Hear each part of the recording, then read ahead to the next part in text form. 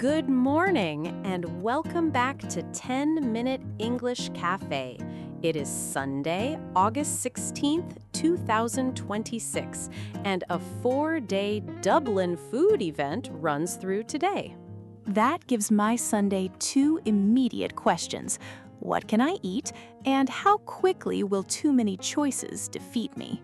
Your second question leads to today's keyword, welcome, spelled W-E-L-C-O-M-E. I like it. A real welcome notices that an excited guest may also need help finding a starting point. That is our lens. The big grill brings restaurant vendors and cooking demonstrations into one Dublin park. My appetite has entered the park before the rest of me, and it is already looking confused. Then Airbnb's second quarter results take us from a park to travel, customer support, and World Cup host city homes. Big business totals beside one traveler needing an answer. That sounds like a very different kind of welcome.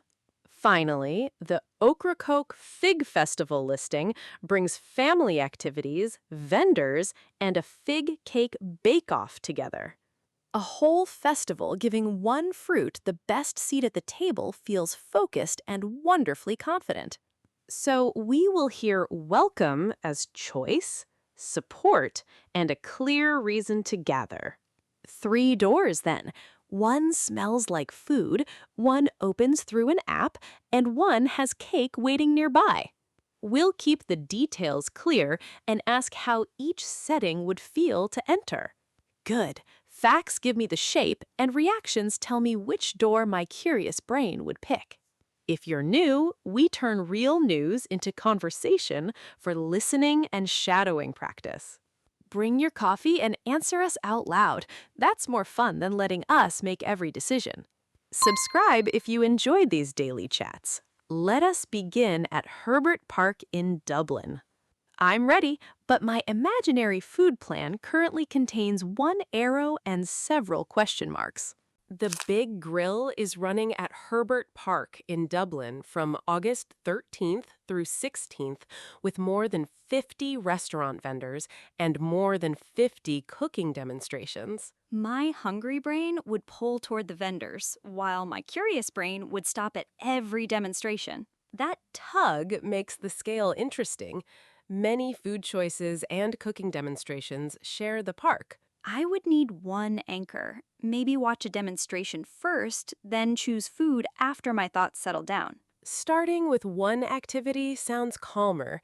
Those two 50-plus counts give watching and choosing equal weight. Otherwise, I might walk in a circle, smell everything, and somehow make no decision at all. Your circle is believable.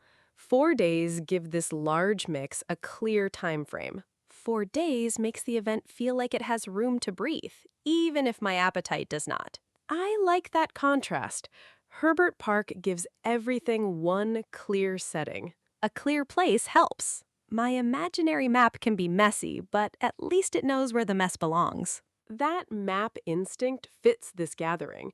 Both activities share the named park. Which would catch you first, the chance to taste something or the chance to watch someone cook? I would watch first.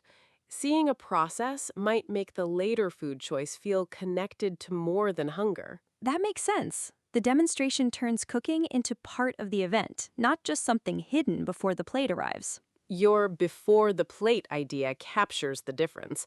Restaurant vendors present choices, while demonstrations put action in view. Now I want a simple rhythm. Watch, choose, eat, pause, and resist pretending I can cover everything. That matters when both lists pass 50. The scale is impressive without a personal completion challenge. Thank you. My Sunday does not need to become an Olympic event for lunch decisions. Your lunch joke points back to welcome. A large event feels friendlier when a guest can choose a personal route. Then my route gets 3 boxes, 1 demonstration, 1 vendor, and 1 blank box labeled Decide Later. I support the blank box. It turns a huge list into a day you could actually picture navigating. and it leaves space to discover whatever catches my attention after I choose a direction. That keeps the plan simple. The dates, park, and 2 50-plus groups already give it shape. That is enough to feel the first welcome. Many possibilities, one place, and permission to choose your own pace. Airbnb's August 6th second quarter release reported higher revenue, booking value, and booked nights and seats, plus new AI support and World Cup hosting figures. My eyes want the big totals, but my travel brain wants to know whether getting help became easier. That split is useful. We can start with scale, then move to the support moment you can picture. Good. Give me the first number, and I promise not to turn it into a dramatic message without a label. Revenue was $3.608 billion, up 17% year over year, or 13% excluding foreign exchange effects. The second percentage makes me slow down. Currency effects change the view, so one bright number is not the whole window. Your window image works. Gross booking value was $27.2 billion, up 16%, or 15% excluding those effects. That is the sort of total that would make a cafe receipt roll across the floor and leave the building. Your runaway receipt shows the size well. Nights and seats booked reached 148.3 million, up 10% year over year. That measure feels closer to people. I can imagine separate travel plans inside one very large total.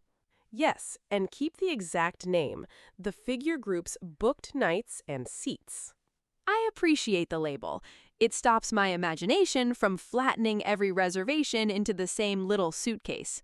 Your suitcase brings us naturally to support. Nearly 45% of issues beginning with Airbnb's AI assistant or resolved without a human agent. I feel relief and caution together. A fast answer is lovely, but confusion can be stubborn when travel is involved. That mix is fair. The figure covers issues that began with the assistant, not every support experience. Good. Let the assistant handle what it can, but do not give it a superhero cape from 1%. I will keep the cape off. Customer support-related cost per booking also declined approximately 16% year over year. Those results can sit beside each other, but I do not want them blended into one oversized claim. Your caution keeps this accurate. One measure is issue resolution, the other is support-related cost per booking. 2 labels, 2 seats at the table. My practical side is finally enjoying this business conversation. Now the welcome becomes physical. The FIFA World Cup 2026 hosted millions of Airbnb guest arrivals. That makes me picture a wave of people reaching unfamiliar cities and checking where their next door is. Your door image connects to another figure. More than 150,000 first-time host city homes were listed on Airbnb for the event. That is a lot of new dots on an imaginary city map, each one becoming part of the arrival picture. I like the map. It grounds the number in host city homes. It also makes the financial totals feel less cold. Travel becomes arriving, asking a question, and finding the right place. You linked the release's layers: growth, booked activity, support, and homes tied to a major event. This version of welcome needs both scale and small moments. Lose either one and the picture feels incomplete. The Ocracoke Fig Festival was listed for August 7 and 8 at Berkley Barn, bringing family activities, vendors, and a fig take bake-off together. I love how clear that sounds. The fig gets center stage, and the rest of the day gathers around it. Your center stage reaction catches the event's shape. One named ingredient connects several different ways to participate. That helps my decision-making brain. I may hesitate at a vendor, but I understand the day's main direction. Family activities widen that direction beyond shopping or watching the cake competition. A shared plan becomes easier when different people can find their own reason to join. That is a warm reading of the mix. Vendors offer one route through it. I would probably wander, pause too long, then discover that everyone else had chosen much faster. Your slow choosing returns us to the fig cake bake-off, the most playful part of that three-part mix. Cake competition is my preferred level of suspense. Serious faces are allowed, but the subject is still cake. I hear your priorities. The bake-off adds a contest while keeping the figs central. Perfect. I can enjoy the contest itself without needing a result or an imaginary taste test. We can leave the result open. The dates are August 7 and 8 at Berkley Barn. 2 dates and 1 named place make my imaginary calendar relax. Every detail has somewhere to sit. Your relaxed calendar shows another welcome, a clear time and place for gathering. And once that is clear, I can choose whether my attention starts with an activity, a vendor, or cake. Those 3 choices share one listing, which lets the festival welcome more than one kind of interest. One person can come with family plans, another can browse, and another can quietly prioritize the bake-off. Your priorities differ, but they stay within the same festival mix: family activities, vendors, and the cake competition. Nothing has to carry the whole day alone, except the fig, and it seems ready for that responsibility. That confidence is what makes the story feel different from Dublin's huge pair of 50-plus lists. Dublin welcomes with width. Ocracoke welcomes with focus. My brain appreciates both for completely different reasons. And that is our third version of welcome, a clear theme holding several activities together at one place. It has the shortest fact list today, but I can picture the invitation immediately, right down to my cake-first priorities. Which kind of welcome would make you feel most comfortable? Many choices, strong support, or one clear shared focus? I thought I would always choose more options, but today's giant food list made me respect a clear starting point. The Big Grill gave us a 4-day Dublin event with 50-plus restaurant vendors and 50-plus cooking demonstrations. Its welcome felt wide. I needed a personal route through all that possibility. Airbnb reported growth figures, AI assistant results, lower support-related cost per booking, and World Cup guest and home figures. Its welcome felt layered. A large system still meets travelers one question and one arrival at a time. Ocracoke offered family activities, vendors, and a fig cake bake-off at Berkley Barn on August 7th and 8th. Its welcome felt focused. One fruit gave different people an easy way into the same plan. Which would you choose? A. Dublin's food and demonstrations, B. The World Cup travel picture, or C. The Fig Festival? Option A is for people who enjoy building their own route through a very large lineup. Option B is for people curious about how travel scale, support, and host city homes fit together.